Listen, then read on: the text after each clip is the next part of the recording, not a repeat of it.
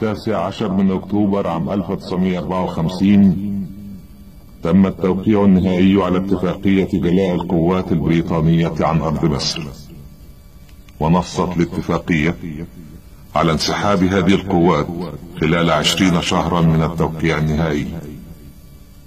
وبالفعل تم هذا الانسحاب يوم 13 من يونيو عام 1956 من آخر المواقع، وهو مبنى البحرية في بورسعيد.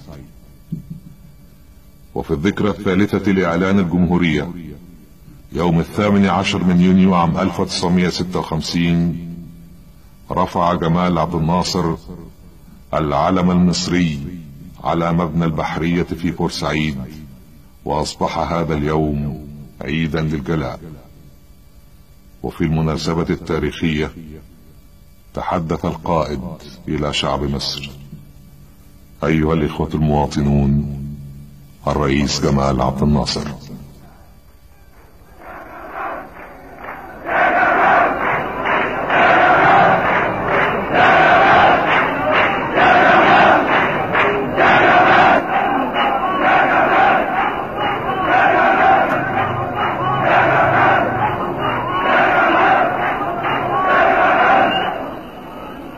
أيها الإخوة المواطنون،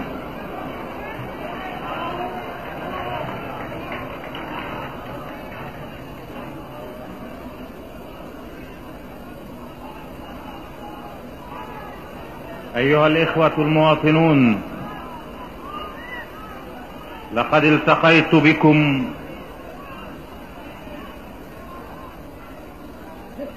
منذ أكثر من عام،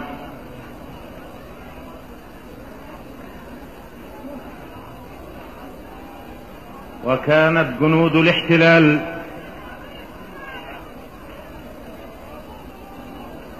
ترتع في أرض هذه المنطقة، وقلت لكم إننا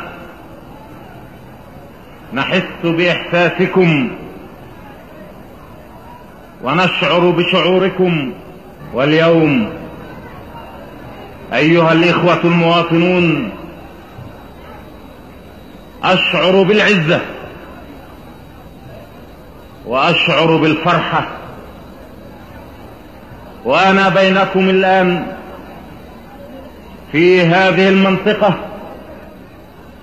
ولا يرفرف عليها إلا علم مصر، علم العزة، علم العزة وعلم الكرامة وعلم الحرية. اليوم أيها المواطنون، أشعر معكم أن الشرف قد استرد، فلا شرف بغير حرية.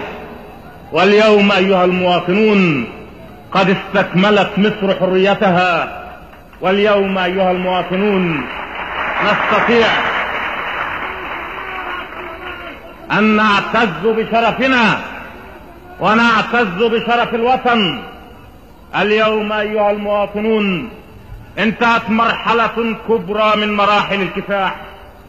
هذه المراحل لم نقم بها نحن وحدنا، ولكن قامت بها أجيال عدة، أجيال سبقتنا منذ عشرات السنين، كافحت وقاتلت ولم تستسلم أبدا، واستشهدت وماتت في سبيل هذا اليوم وفي سبيل هذه اللحظة الخالدة.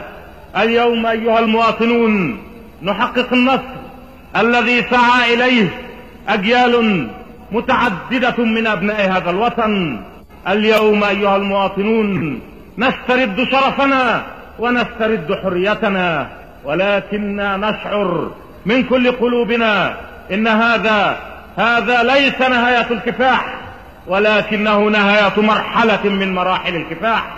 اليوم أيها المواطنون وقد استكملنا حريتنا وقد استعدنا شرفنا، إننا سنعمل بجد، سنعمل بعزم، سنعمل بإيمان حتى نبني مصر نبني مصر قوية عزيزة كريمة، نبني مصر حتى لا يعود التاريخ مرة أخرى، وحتى لا يرفرف على أرض هذا الوطن علم أجنبي. اليوم أيها المواطنون سنعمل جميعا متحدين متكاتفين من أجل المحافظة على هذه الحرية ومن أجل المحافظة على هذا الشرف.